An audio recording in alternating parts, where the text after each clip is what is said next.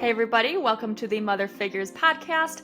I'm Katelyn D'Arcangelo, founder and co-owner of Figure, Midwestern wife, and girl mom. I'm a dual certified pregnancy and postpartum trainer, majored in exercise science from the University of Michigan, earned my master in management degree from Duke University, and have been coaching in the fitness industry for over a decade. This podcast dives into all things pregnancy and postpartum fitness, especially in how to navigate strength and intensity training in these seasons. Whether you're in it yourself, trying to get pregnant, or coaching this population, you're in the right place. I'm excited to share personal experiences, client stories, guest interviews, and evidence-based strategies to give you the guidance, insights, and clarity needed to navigate these seasons with confidence. And with that, let's get rolling. Hey everybody, and welcome back to the Mother Figures podcast.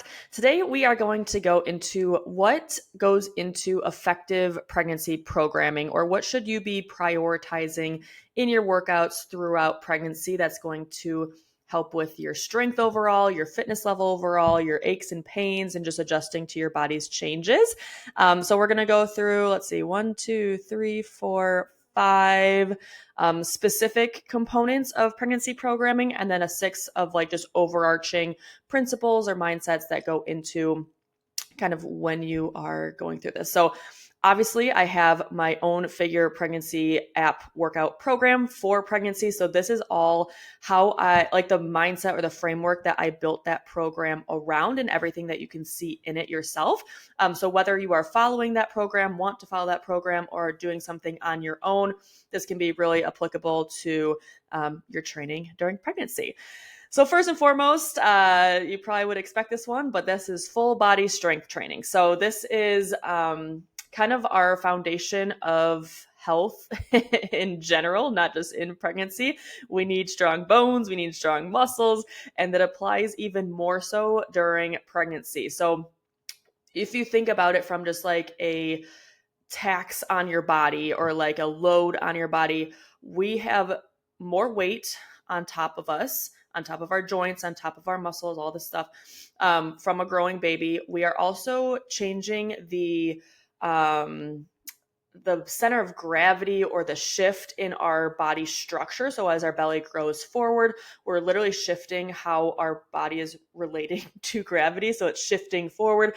And so if we are weaker coming into pregnancy, or we stop strength training, we don't prioritize our muscles as heavily, this can cause a lot of issues when it comes to aches and pains, because we have more weight on top of us, and our weight is shifting forward or in a different direction. And so our pelvis gets a blunt hit, and that can throw off a lot of things when it comes to low back pain, pelvic pains, lower body pains, even upper back. Like the whole body is a system, obviously. And so the less strength, the less muscle strength we have going into and continuing it throughout pregnancy, the harder it is going to be on our body to adjust to these pain, or adjust to this shift without also feeling more aches and pains. And so for that reason, building up a reserve of strength or of fitness level prior to and throughout the first trimester, really, that is going to be so huge, which is all why if you are in that like trying to conceive, or like I'm going to have a baby in the future kind of situation, definitely trying to build up as much strength as you can, so we have more reserve going into pregnancy before things start to change. I also use the first trimester in my Figure pregnancy program to build up strength. This is a perfect time to start, if you haven't already, start getting connected with your body and learning your body's tendency when it comes to strength training, so that we can maintain as much of that strength moving into the rest of pregnancy. Obviously, there are going to be adjustments to our weights, to our strength throughout pregnancy, as our core wall thins and expands around our midsection, as we add on weight, as our hormone levels change and our energy levels change. We are going to have to adjust how heavy we are going, or how much strength training we're going intensity wise. This is going to be a lot based on like your own personal symptoms, but it's going to be a lot based on the fitness level you have coming into pregnancy as well. So we want to make sure that we are adjusting to our symptoms and to our body, and to what, kind of like tuning in to what our body is telling us throughout pregnancy, But we are trying to maintain as much strength as we can throughout pregnancy and then building up as much as we can prior to. Strength training, I also want to highlight the full body piece of it. A lot of pregnancy programs or a lot of things you'll see might prioritize only like, your glutes and your lower half, and which is super important, or just like, body weight core work. But we really still want to be focusing on full body strengthening from like your shoulders, your biceps, your back. Like everything is going to play into this shift in center of gravity. And we got to use the whole body again as a system. So prioritizing full body strength training, not just like isolated pieces. And then on top of that, also emphasizing, so we're still training the whole body as a system, but emphasizing more of that posterior chain because of that shift of center of gravity. So glute strength is going to be a huge priority, a huge focus. Back strength, hamstrings, everything that's supporting from the back, so that as we shift forward, we have that like front and back duality essentially. So there is an emphasis on posterior strength training, obviously glutes being a primary focus there, but we don't want to forget about the whole body itself either. And ways that I like to do this is kind of in the compound lift category, accessory lift category. So your squats, your deadlifts, your presses, your bench, your glute thrusts, your hip thrusts, glute bridges. There's a whole list of things here, but think of full body strength training as more of like your sets and your reps, and you're trying to go a little bit heavier to build actual muscle strength. That is a primary focus of pregnancy programming. We need strength, even more so, I would argue, than when not pregnant, because of your body changing and your weight changing. And we just need that reserve, and we need that buildup of strength to help us ease aches and pains, feel better throughout pregnancy, which is going to help us move more, help us stay healthier, and the whole cascade of things. So that's number one. Number two is dynamic and fluid-based movements. Now, I wanted to make this a big overarching category, but this can be applied to any realm of fitness that you like. I personally am in the functional fitness space. So for me, this means movements like kettlebell swings or dumbbell snatches, or, fuller body, like accessory heart rate-y kind of pieces. There's 100 different movements I can name off, but that's kind of my realm of functional fitness, what I'm talking about when it comes to dynamic and fluid movements. However, if that's not your thing, this can also mean cardio-based training. So cycling or walking or running. If that's not your thing either, then this can also apply to like yoga, Pilates, anything where your body is moving in multiple directions, multiple angles, systematically, working together, upper body, lower body, core. We want our body to get into this like very mobile, very fluid state on top of strength training. So strength training is a foundational block. However, I would argue that adding in dynamic work of whatever category of fitness it is that you like is equally as important. Maybe not equally as important, but very important, because we don't want to just get stuck in these very rigid movement patterns. We want our body to be fluid so that we can stay pain-free and ache-free throughout pregnancy, but it's also going to pay off good later on when it comes to labor. So this can also be applied for endurance, like I said, cardio stuff. But from a heart rate and blood flow perspective, this is going to be really important to add in things that are increasing your heart rate, things that are helping your blood flow. We can get super into this, like, I'm pregnant and I can't move fast and I'm just going to sit here. And that's going to make us feel real not great. So trying to focus on applying or adding in some of this heart rate training, some of this blood flow. Some people like this is their jam and this is not a problem for them.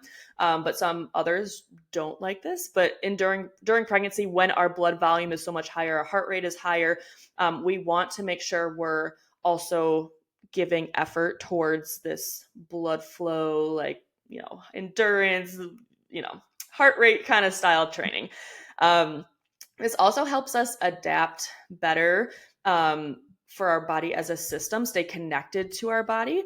It'll be great for balance purposes as well. So like if you're, doing a dumbbell snatch ground to overheads, that can help you like systemically, or like from a foundational base, like have more awareness of what your body is doing. And that is really good for balance and as you're changing with your growing center or changing center of gravity. So again, just finding ways to get your body fluid, heart rate training, that kind of stuff. Number 3 and number 4 kind of go similar together. Number 3 is core. Number 4 is pelvic floor. I'm going to split them up, although there are a lot of overlap here.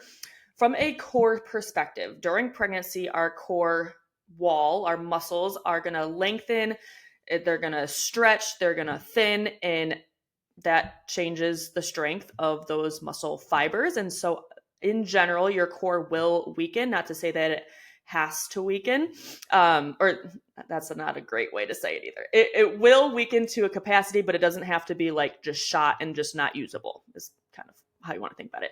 So during pregnancy, we want to be doing movements that help us stay connected to that core system. We want to maintain as much strength as we can in our core wall as well. And we also want to stay stable, or like think of our core and more of like a way of it's helping us stay stable, like it's stabilizing our body. So that's kind of more what we want to think through. So I like to think more of a lens of isometric or like stability, or keeping the core held was like holding the core stable while other pieces are moving.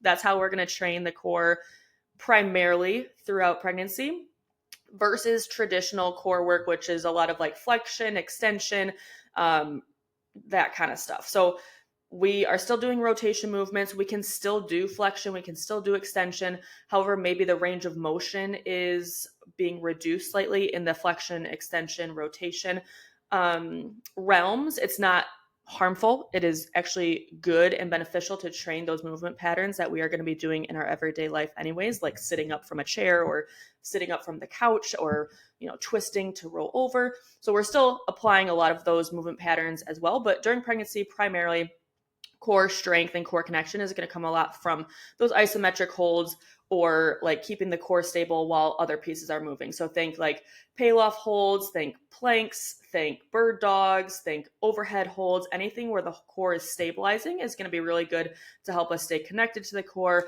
strengthen the core, and just be more stable from a center point as other parts are moving.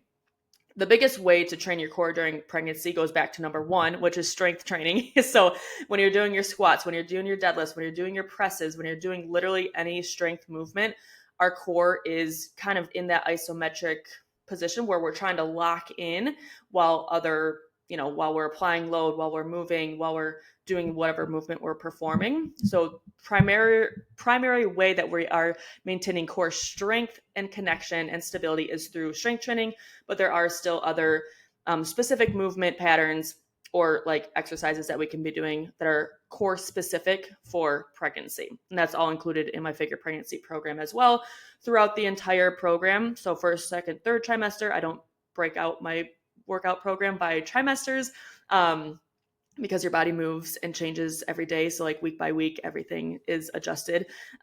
It's not just these rigid trimester boxes. Overall, the core is just super important to continue to stay focused on. The movements themselves just might look different. We want to stay as strong, as connected to our core as possible to help with that change in center of gravity, the change in our weight distribution, and also set us up for a stronger postpartum so that our core we can like mentally reconnect quicker postpartum and continue to build or start building up that strength with more ease when it comes to that postpartum period. So number 4, pelvic floor. This is obviously a huge one when it comes to pregnancy training. It is talked about a lot on Instagram and social media.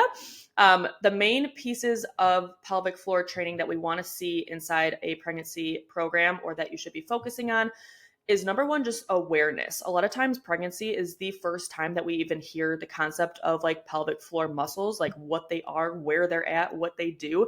And so just becoming aware is a very good first step. And honestly, you'll probably be on top of the game, or like, ahead of most ladies that get pregnant, just having an awareness of pelvic floor function. So that's the first piece. And then we also want to learn how to control the pelvic floor and the functionality of the pelvic floor. We are not just looking for strength of the pelvic floor. Strength also requires a lengthening piece or a relaxation piece. We can't just like hammer a muscle, and never do the recovery piece of it. And so that's, I think, the biggest missing piece when it comes to advice around the pelvic floor is we are not just trying to do 100 Kegels a day throughout our whole pregnancy and getting this pelvic floor super strong is what they're saying. It's actually, in most cases, trying to get a muscle group too tight, and then that tension can lead to a cascade of things for when it comes to labor and postpartum as well. So we really want to focus on being able to be aware of the pelvic floor, control the pelvic floor, so contract it when we want it to contract, or engage it when we want it to engage, or lengthen it and relax it when we need it to relax, because there's two different components of this when it comes to pregnancy. When we are pregnant, we are trying to control our pelvic floor or engage our pelvic floor to avoid things like incontinence, leaking when it comes to rectal or urinary incontinence. There is both ends of that spectrum, which the rectal side doesn't get talked about as much.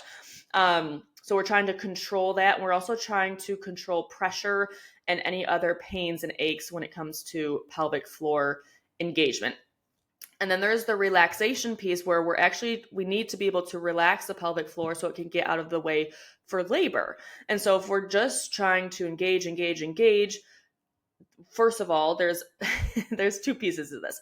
We need it to engage to be able to go throughout our day without symptoms. So we need it to be strong. We need it to fire appropriately at the right force at the right time to not experience symptoms. But if we only focus on engage, that overactive muscle group can then lead to tension, which can lead to the same symptoms we're trying to avoid by engaging. So a more tense pelvic floor can be the thing that is causing your incontinence, the thing that is causing your aches and pains, low back pressure, pelvic floor, symphysis, pubis dysfunction, tailbone pain, SI joint pain. So we have to have this like very much so balanced training of strength, engagement, and then also lengthening and releasing. Super important. So again, it's not just strength, it's functionality and control. I like to put, so some ways that we can train the pelvic floor to do this is one, breath work, learning proper breath work, which is in my core lab, which is in the pregnancy and postpartum programs that I offer. And that shows you how to do breath work, which is going to be then applied to every movement that you do, in addition to just isolated breath work. So I start every pregnancy workout in the third trimester with breath work to bring awareness to this down training is what it's called. I did a whole podcast on this too. Being able to relax the pelvic floor so that we can then engage it stronger and also have that control and functionality over it. So it just gets your mindset into that pelvic floor realm at the beginning of your workout with that deep breathing.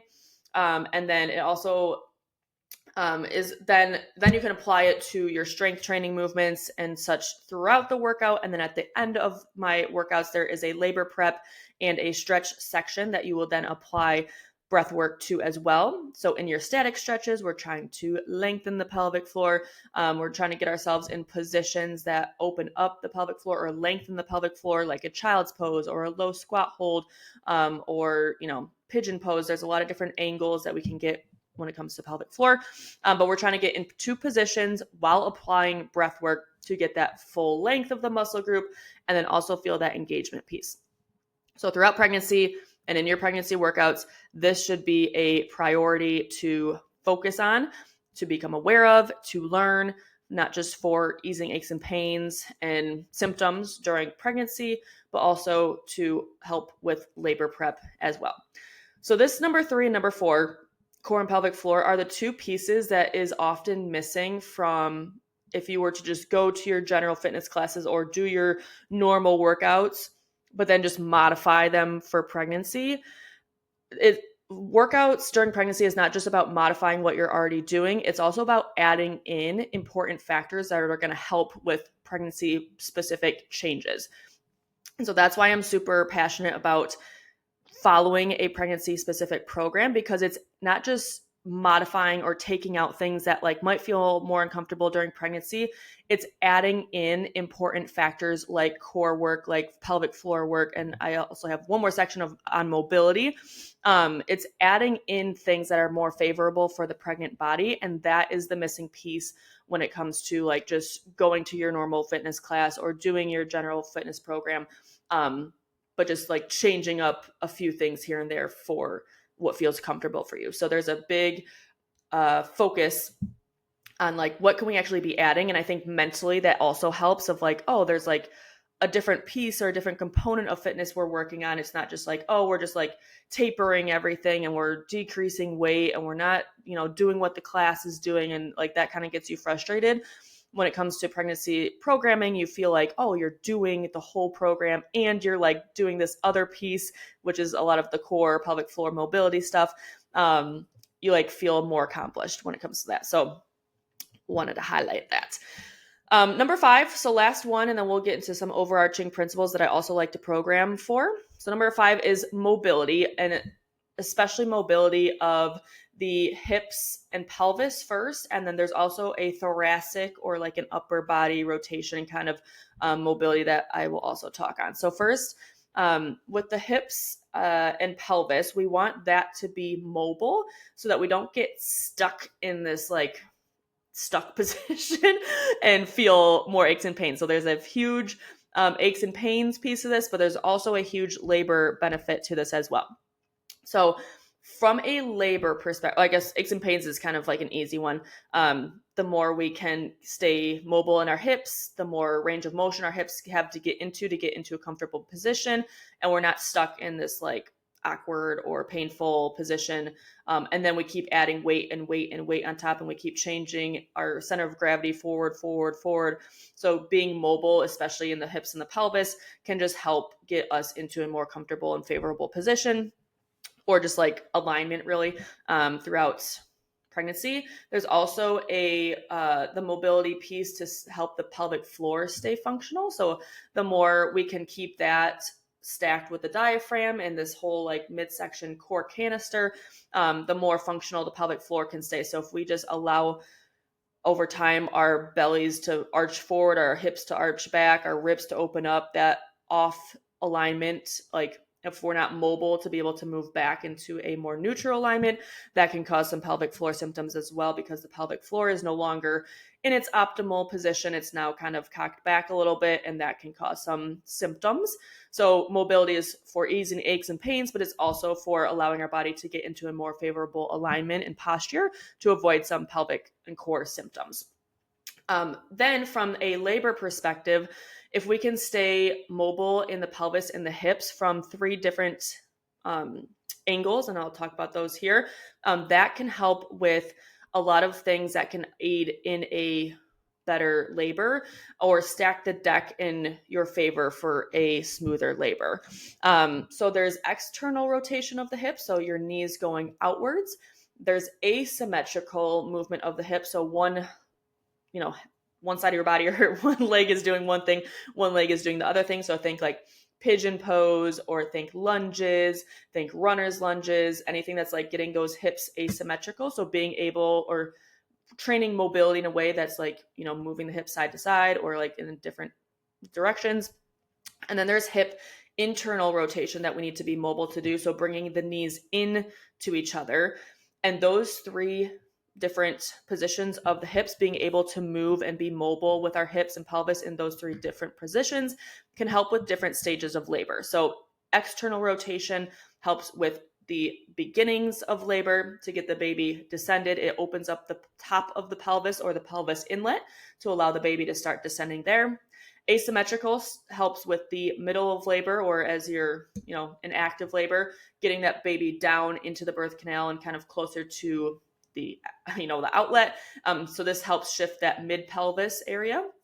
And then internal rotation, being mobile enough to bring the knees close together, opens up the bottom of the pelvis or the pelvic outlet, and that's where baby descends out of. So being able to train hip and pelvic mobility in external, asymmetrical, and internal positions can be really huge. And that's another piece that's added into my pregnancy program, and that should be a part of your pregnancy training, is being able to get the hips and pelvis moving in these 3 different directions, so that when labor does come, we have the ability to get into these positions to hopefully aid in a smoother labor. Mobility in general, on top of just like those specific positionings of the knees and of the bodies, or of the body, mobility is really huge in like not letting your muscles get stuck. So tight muscles can kind of impede baby or get baby stuck in different like positions. So think about like your obliques or your hip flexors or like your lower deep core. If these muscles are really stiff and really tight, your body is going to stiffen. Your baby's not going to have as much room to get into a comfortable position. And we want baby to kind of get into its proper spot, and that can itself help in a smoother labor. The better the baby is positioned, the smoother it can come out as well. So we're trying to look at like hip flexor, quad, inner thigh, outer thigh, obliques, like getting mobile and smooth in those areas as well, to release muscle tension that could potentially get baby stuck, which we don't want. So some movements that I program in and that I specifically like for mobility for labor prep and for releasing muscle tension as a body system as a whole, I like kneeling side bends. So if you're on your knees, arching to the side, this can open up your obliques. That lateral flexion can really get lost or not have the emphasis that it should. So relaxing or releasing through the rib cage, through the obliques, and through the hip flexors. 90-90 hip rotations are awesome for both external and internal rotation and just fluidity in the hips. We also got like Cossacks holds, low squat holds, child's pose, runner's lunge, pigeons. There's 100 movements that I could name off, but just getting and keeping the body mobile throughout all of pregnancy, and starting this at the beginning of pregnancy so that you can continue it and grow with it as your body grows, is super important. So that's the hip and pelvic mobility. Then there's also thoracic mobility. So this like think ribs to shoulder and like rotating and like keeping that mobile. That goes back to that alignment piece with the pelvic floor. So if we get super tight and super stuck with our thoracic spine, we're going to have a more flared rib cage. And when the rib cage is kind of flared out and up, that's going to go back to that pelvic floor alignment where our back is more arched, so our pelvic floor is off. So there's not as great of a connection of that diaphragm muscle and the pelvic floor.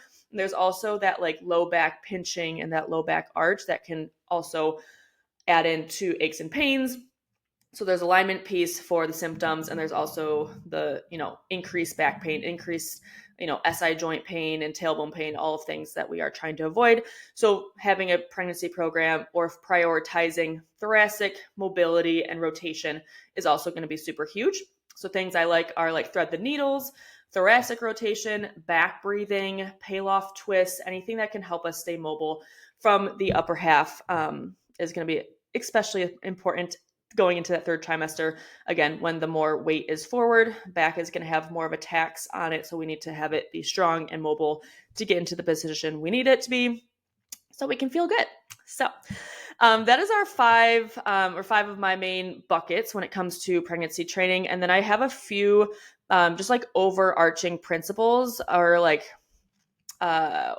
things that I program into my Figure Pregnancy app program that might not be as like direct. So number 1 is in the 1st trimester, that is oftentimes when you see the most modifications, to be honest, when it comes to intensity or deloading, things like that, because most moms will have some kind of fatigue, some kind of nausea, food aversions, things like that. So decreasing jumpiness or intensity-based training and going for more of that strength training, which is what we want to be prioritizing anyways to build up that reserve that I was talking about, might be better in the 1st trimester. It helps workouts seem more approachable, knowing that you don't have to like kill yourself in a workout. especially when you might not feel like it. Especially, there's also the mental component of like, oh my gosh, I'm pregnant, especially first time moms. Like, I don't know what I can't do, or like just nervous about movement in general. So that, coupled with any of like that morning sickness style symptoms, generally first trimester, we would see a more leaning in the strength training realm of exercise or of workouts versus really high and dynamic and jumpy intensity style training. So I still have a few of those kind of workouts in my first trimester workouts, or in my first trimester programming. But in general, kind of deloading the intensity just to play into energy levels, fatigue levels, and then nutrition if that's thrown off. Most moms feel some kind of like food aversion. So nutrition can also play into energy levels and your performance in a workout. So just thinking about those pieces outside of the gym that will play into your workouts, and programming favorably for that. And then number two, general overarching principle, just deloading and intensity in general over time. And that can be done by increasing rest time, decreasing sets and reps, decreasing the duration of your workout overall, recovery to work ratio of like your workout. So like right now I'm 36 weeks pregnant right now, and like half of my workout is recovery. So the warm up, labor prep, and stretch. And then half of my workout is like the actual weighted or movement piece, versus in the first and second trimesters where like 75-80% is the workout, and then 20% is like the warm up and the stretch at the end, for instance. So in general, you'll see a deload in intensity. It does not mean that it has to become easy. We're just trying to play with your body's changes and making your workouts favorable for your pregnant body and your energy levels and your daily life too. And so we'll generally see the deload. Number three is in the third trimester, thinking about transitions between movements. It is so annoying to have to get from the ground to up, to down, to up, to bench, up. And like there's the transition piece, although it sounds like so minute, when you're actually pregnant and you are going through a workout and you have to constantly be getting from the ground up and back down. And it's just like, it gets you frustrated. And so why get frustrated when you don't have to? So I personally like to program. So I group my workouts or movements together that are, standing or sitting or whatever. And then I group movements that are together on the ground for no other reason than like to decrease frustration in a pregnant mom, not having to feel frustrated going up and down. So that's like a smaller one that just comes with training moms over time and being pregnant yourself really, and seeing what feels good and what is annoying. And so that's one piece there. And then, so that's number three. Number four is, I personally, and this comes down to like personal, interests, I guess too. I like workouts that are all different during pregnancy.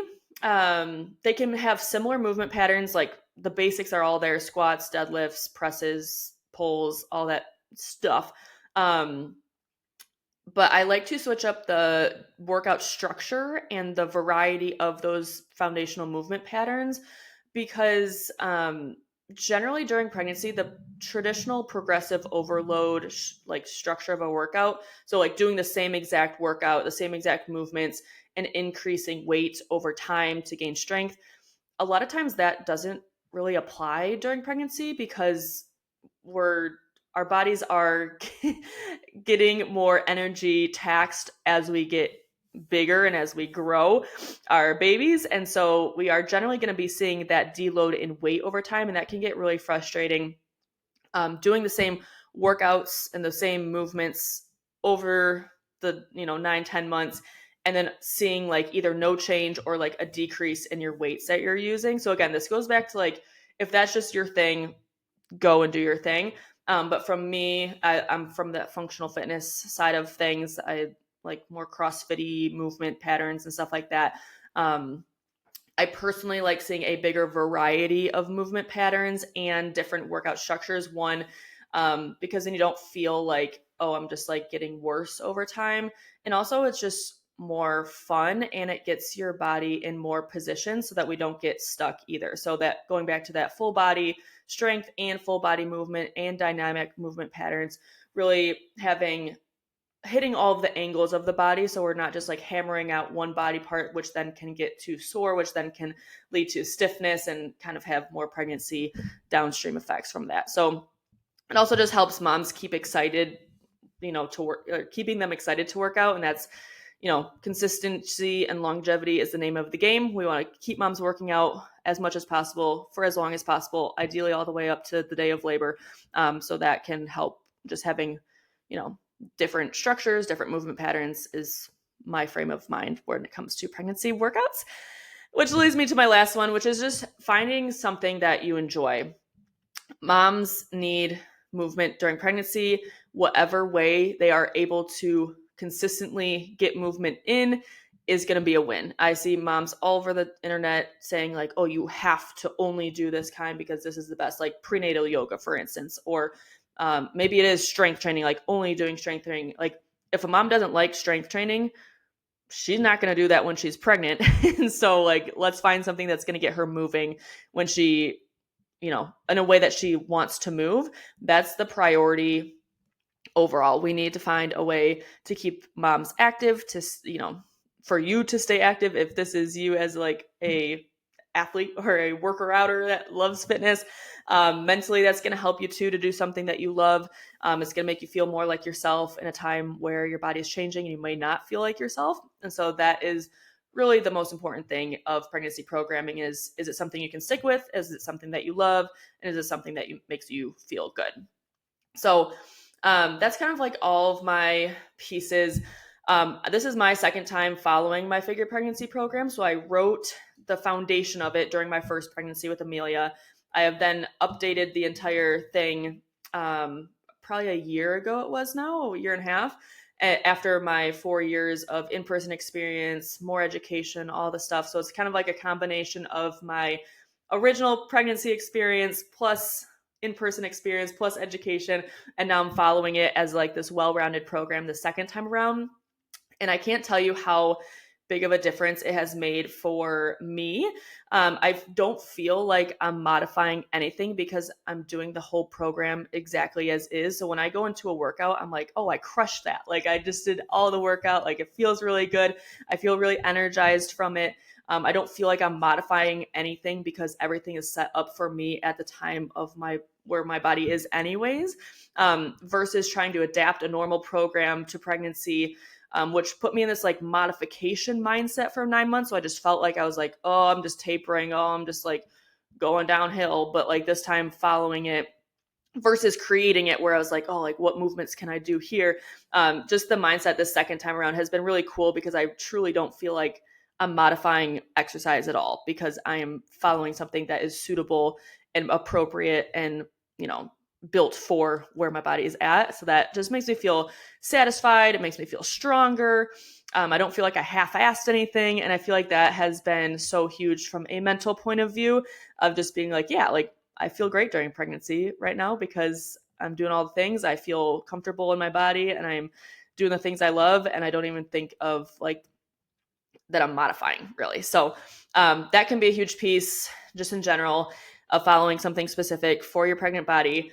And it's just really important throughout a time when like moms can feel so lost, and especially moms that like have been working so hard for so long on their fitness, on their physique, and to see such big changes in such a short time can be really frustrating, really hard. But that's where I come in as a trainer, my pregnancy program, or if you have your own trainer programs, just really trying to prioritize finding something that's specific for you in your time frame of motherhood and making it work for you. So that is kind of all in a nutshell what goes into effective pregnancy programming, what you should be approaching, what you should be focusing on, so that everything can be smooth and awesome and you can feel great. So with that, I will see you guys in the next episode. Thanks for tuning in to the Mother Figures podcast. If these episodes help or resonate with you in any way, it would be so helpful to the show if you could leave a review so we can get this into more moms' hands. And if you're looking for even more guidance and direction when it comes to pregnancy and postpartum fitness, I got you covered. My Mother Figures app subscription includes my Figure Pregnancy and Figure Postpartum workout programs, in addition to our general fitness programs.